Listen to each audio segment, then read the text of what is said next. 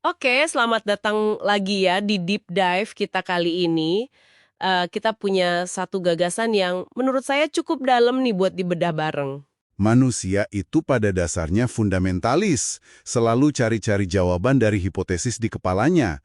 Nah, tapi ini semua terjadi di tengah alam semesta yang sebetulnya bergerak teratur. Sumber kita kali ini agak filosofis ya, campur-campur dari berbagai sudut pandang.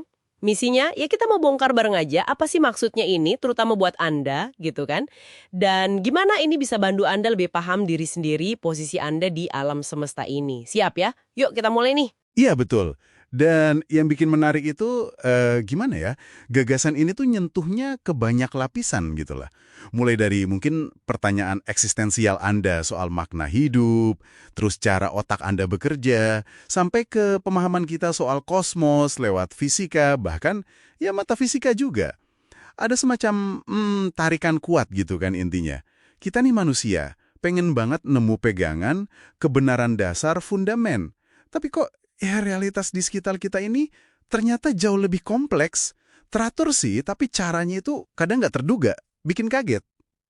Oke, oke. Coba kita pecah satu-satu ya, biar lebih gampang dicerna. Pertama, soal manusia fundamentalis. Ini penting nih. Bukan soal fanatisme agama ya. Bukan itu. Lebih ke akar katanya. Fundamen, dasar. Oke. Jadi lebih ke dorongan alami kita gitu ya. Buat cari makna, cari dasar pijakan hidup. Tepat, itu dorongan tim prinsip. Mirip rasa penasaran bawaan lah. Kayak kata Aristoteles dulu, semua manusia itu dasarnya pengen tahu. Ya kan? Iya, iya. Dan seringnya dorongan ini makin kenceng pas kita lagi hadapi tantangan hidup ya. Misalnya, pas lagi galau quarter life crisis gitu. Nah, itu dia. Pas banget kan momennya itu saat kita mempertanyakan banyak hal. Betul. Jadi makin getol tuh cari-cari jawaban soal hidup. Terasa banget kan dorongan itu? Kayak ada panggilan gitu ya? Iya. Nah, nyambung nih ke bagian kedua, hipotesa alam berpikirnya. Ini kalau dari kacamata psikologi kognitif, menarik banget. Otak Anda itu bukan kayak spons pasif yang cuma nyerap info, nggak gitu. Oh, jadi kita aktif ya? Aktif banget. Anda itu agen aktif, terus-menerus bikin dugaan, hipotesis, buat mencoba memahami dunia di sekitar Anda. Disinilah epistemologi. Gampangnya, cara Anda tahu apa yang Anda tahu, itu berperan.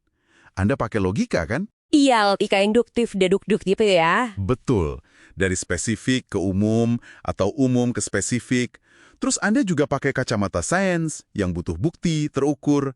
Kadang filsafat juga, yang lebih ke konsep abstrak. Tujuannya apa sih? Ya biar semua nyambung. Biar jadi cerita yang masuk akal buat Anda. Menciptakan koherensi. Oke, jadi kita selalu berusaha merangkai cerita yang masuk akal ya. Nah, terus semua pencarian ini terjadinya di mana? Tadi disebut dalam ciptaan yang bergerak melalui keteraturan. Maksudnya, alam semesta ini kan ada hukum-hukumnya ya, kayak hukum fisika, ada polanya, kelihatannya rapi. Tapi, Anda pernah nggak sih merasa hidup ini kok kadang rasanya kacau? Acak banget, nggak pasti. Gimana tuh nyambunginnya sama ide alam semesta yang teratur? Nah, ini pertanyaan bagus banget. Justru disinilah teori chaos itu jadi relevan. Teori kaos, wah gimana tuh? Jadi, bukan berarti alam semesta itu beneran acak tanpa aturan sama sekali. Justru, teori ini bilang di balik hal yang kelihatannya acak, kayak cuaca deh misalnya, Mhm. itu ada aturan mainnya yang jelas, deterministik. Tapi, nah ini kuncinya, sensitif banget sama kondisi awal. Sensitif gimana maksudnya? Sedikit aja beda di awal, hasilnya bisa, wah jauh banget bedanya. Itu yang sering disebut efek kupu-kupu. Pernah dengar kan? Oh iya iya, kayak kepakan sayap kupu-kupu di Brazil bisa sebabkan badai di Texas gitu ya. Walaupun itu kiasan sih. Ya, intinya gitu. Jadi bukan nggak teratur, tapi keteraturannya tuh super kompleks. Susah diprediksi dalam jangka panjang.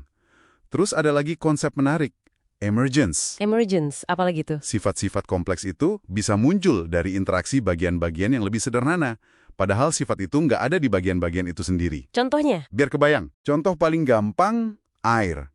Sifat basahnya air itu kan nggak ada di satu molekul H2O, tapi baru muncul kalau banyak molekul berinteraksi. Oh, oke oke, paham. Nah, kehidupan atau bahkan kesadaran Anda sendiri itu banyak yang berteori sebagai sifat emergent. Muncul dari interaksi super kompleks di tingkat yang lebih dasar. Keren kan? gimana keteraturan dasar bisa melahirkan kerumitan yang luar biasa. Bahkan penemuan sains kayak teori Big Bang. Iya, alam semesta dari ketiadaan jadi ada. Betul.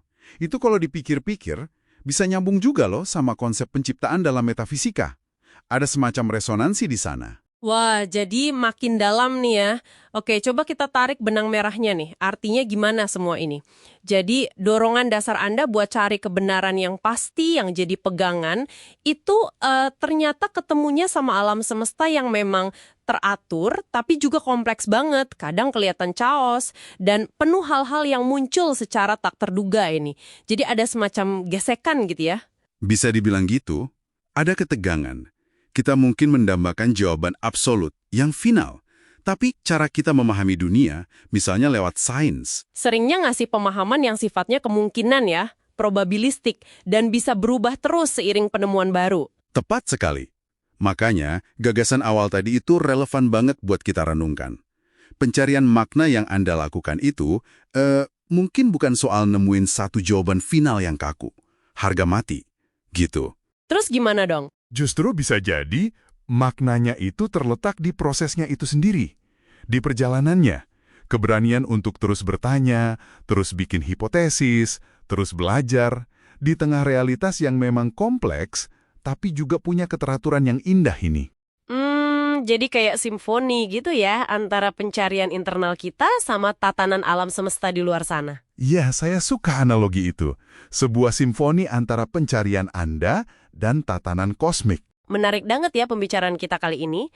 Nah, sebagai penutup deep dive kita, mungkin ada satu pertanyaan nih buat Anda bawa pulang, buat direnungkan sendiri. Kalau kesadaran Anda, pikiran Anda itu, dianggap sebagai sesuatu yang emergent, sesuatu yang muncul dari interaksi super kompleks dalam tatanan alam semesta ini. Apa dong artinya buat hakikat pikiran Anda sendiri? Dan buat pencarian makna yang terus Anda lakukan itu? Jangan-jangan, ya, dorongan fundamentalis kita untuk mencari jawaban itu sendiri, jangan-jangan itu juga semacam gema dari struktur dasar alam semesta yang teratur, tapi juga penuh misteri ini. Nah, itu dia. Sesuatu untuk dipikirkan lebih lanjut, kan? Sampai jumpa di Deep Dive berikutnya.